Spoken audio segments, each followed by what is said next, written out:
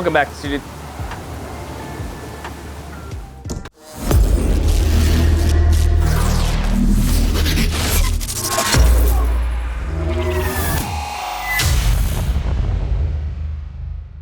Welcome back to Two Dudes Audio. Today we have the VARI 3000 series 15-inch powered speaker. It's the 3415. It uses a new peak performance top driver. It has a 15-inch lower frequency driver, bunch of inputs. For the price, you really can't beat it. Power cord, let's see how long it is. Always gotta see how long the power cord is. Looks like about six feet, maybe 8. Oh. How convenient. Yeah, 6 feet. So you get a 6-foot power cord. That's just 6-foot power cord, just enough so that when you have it at ear level, you're not having like a big bright orange extension cord going up the tripod. Again, what they're using that I personally like, that a lot of companies are not using, is this cardboard insert. This cardboard insert helps a lot with any kind of really rough, brutal shipping.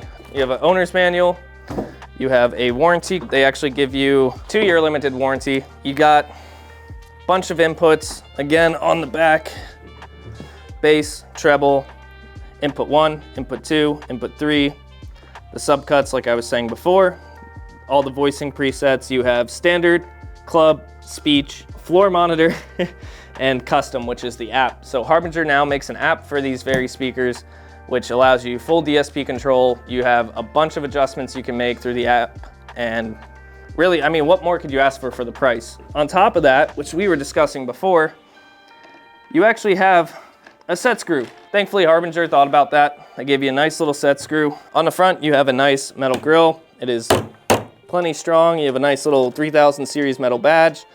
You have your limit light, power light, Harbinger logo. On top, you have a top handle, which is always nice. You have rubber feet for monitor mounting. So if you're gonna use this as a top speaker, a stage monitor, on top of having a new style of polymer injected cabinet. This is a lot more solid. As you can hear, not so hollow.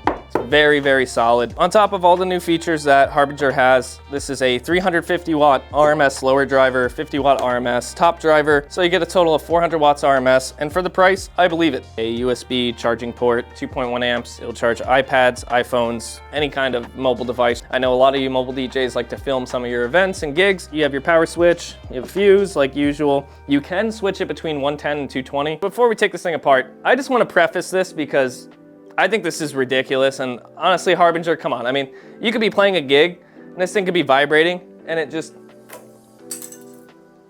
yeah, it'll just do that. Maybe not that far, but yeah, come on, Harbinger. Why? Just mount it. This is a thin piece of aluminum. It would not hurt just to put a little pre-drilled hole here and here, little 1/4-inch screws, and just mount it straight to it. All right, so we're gonna take this thing apart. We're gonna see exactly what Harbinger has to offer with the new 3000 series. So let's just get straight to it.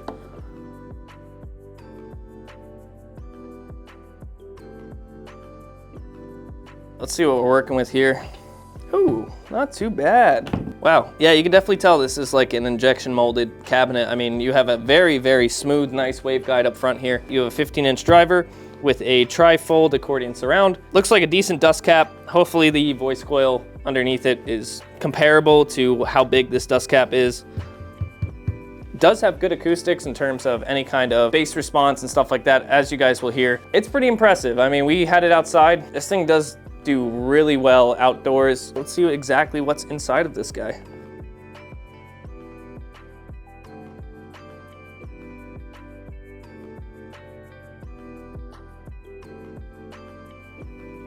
What? Just like drop it. Oh, there you go. Oh, shoot. All right. All right. That is actually a decent sized magnet. It has a flared vent for the voice coil, also has a screen, a few extra venting holes. It looks like they use actually decent wire. Unfortunately, they use spades.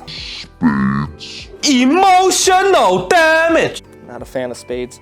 It does look like an actual decent driver. It does have standard tensile leads. Nothing too crazy about the spider. It is a pretty hefty unit, if I had to guess. probably about 4 or 5 pounds. So again, not a bad driver. The voice coil looks about to be 2 1/4, maybe 2.5 inches. So I could understand the 350 watt RMS claim. You have internal bracing that's actually wood. You do have Acousta-Fill in the places that do matter, around the handles and stuff like that. It's not a bad looking unit. You got plenty of caps, nice little transistor bank here. So we're gonna take the compression driver out and take a look at it.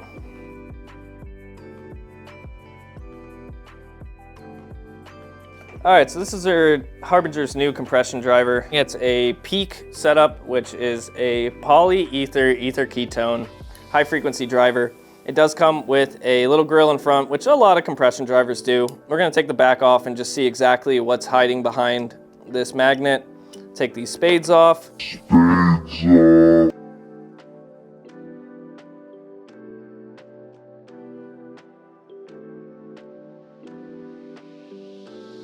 Let's take this guy off. Typically what you'd see in here is like a titanium or aluminum cap.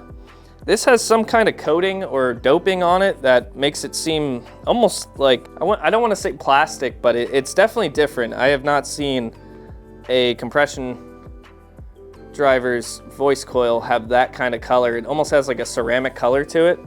And it feels different from most compression drivers. It doesn't feel like it's metal. Decent sized magnet, little diffuser slash phase plug, a 1 1/4 inch throat, and then on top of that, there is a little tiny plastic spacer. So if you are daring enough to remove this, just keep in mind you do not want to lose this. This plays a very important role when it comes to making a proper seal between the voice coil and diaphragm to the actual throat and horn. We're gonna do an outdoor test of the Harbinger 3415. Let's just get straight to it and let's see how it sounds. My heart is begging me to get the hell out of my head. I'm gonna live inside the upside down for a minute. That is super clear.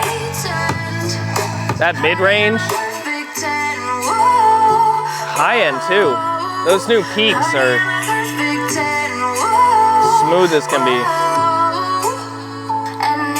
The vocals are super, super clear. Great mid-range balance, good bass balance. It's not too boomy, it's not too trebly. Let's try pink noise from all the way back. Oh yeah, we could try some pink noise. That's so loud. Oh my God. That is like easily 100 plus dB. That's pretty flat. That has an actual pretty flat response, as you guys can tell from the analyzer. I mean, that's not bad. When it comes to live audio, you want a nice, smooth curve. Harbinger did a fantastic job. The 3415 is definitely one of those top speakers you want. All right, so now we're gonna do a little bit of a frequency sweep. Starting to kick in.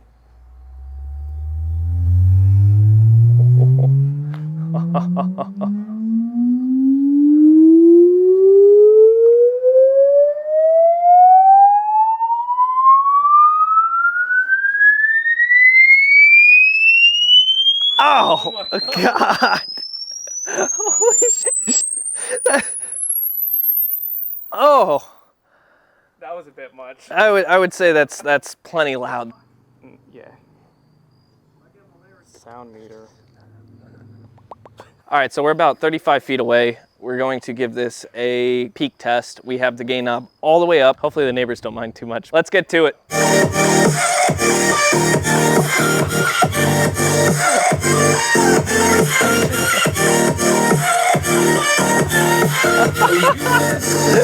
That is so loud. Harbinger, you're like QSC territory with that loudness. I think that's louder than the LD sound.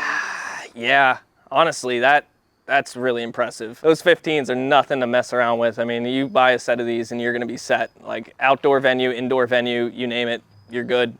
These things are truly impressive, so let's get back to it. This is gonna be a microphone test of the Harbingers. I'm gonna turn it up quite a bit. As you can tell, I mean, there's very little feedback. Very, very little feedback. I'm right in front of it.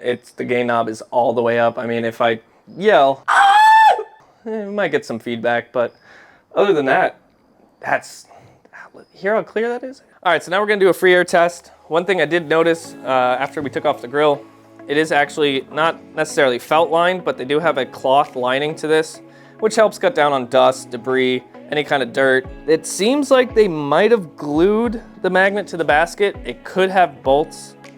In a future video, we're gonna do a durability test with all the Harbinger units. We're gonna actually break these to a point where you can see just about everything you need to see. I'm not gonna tell you too much because you gotta stay tuned for that. It's not the stiffest driver. Take a look at the glue job. Nice and clean up top.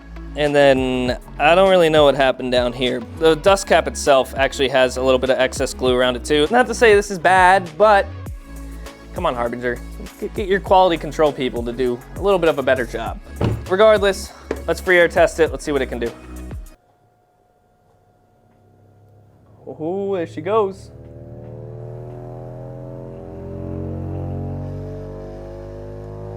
If you notice, the amp will actually bring the volume down to prevent damage to the driver. You see it's bringing the amp. I do notice that. That's a good feature right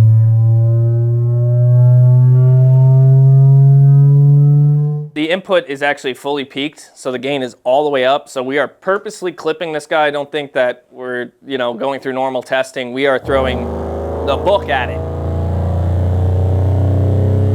Oh, that's going. Oh my God.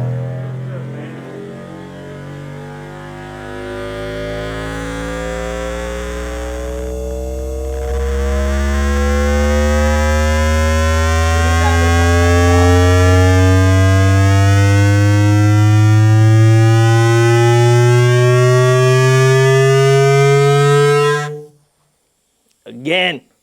Do it again.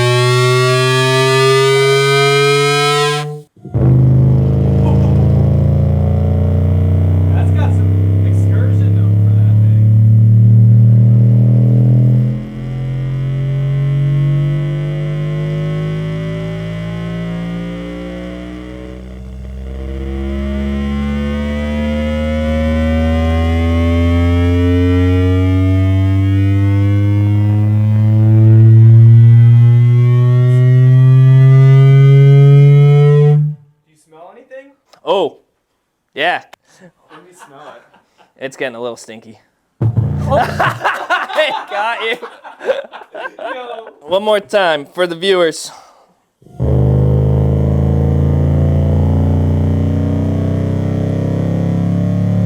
Wow. That's impressive though. That moves. Yeah. That has like...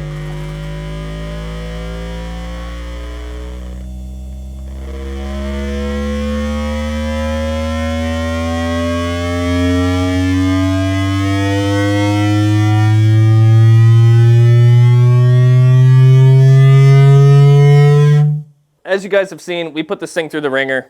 We gave it about 8 full bass frequency sweeps. It was fully clipping the whole time, which we intended to do. We had the gain knob all the way up. Let's see how hot the amp is. Ah, not too bad. The heatsink on the amp is about 116, 114. Back of the plate amp is cool. 83, 81 degrees, 85. As you guys can see, it is doing its job very well. I mean, we have this thing just completely open cabinet, throwing a full bass frequency sweep at it, and it is just taking it like a champ.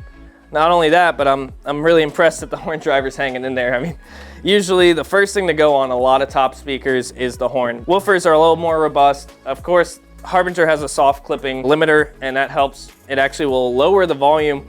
We noticed that it'll get to a point where it's in volume and then it just plateaus, and that's just to save your driver from overheating. The only thing that we really have to complain about it is, of course, the emblem on the front just being poorly adhered to it. They really should have just put 2 little screws or bolts. And then on top of that, there is quite a bit of hiss that comes from these at full tilt. It's not the end of the world. A lot of lower end speakers don't really have the best amplifiers. But other than that, I mean, well done, Harbinger. We are fairly impressed. It withstood our torture. It withstood just about everything we threw at it. All right, so you guys have seen the free air. You've seen it perform outside. You've seen just about everything this thing has to offer except the app.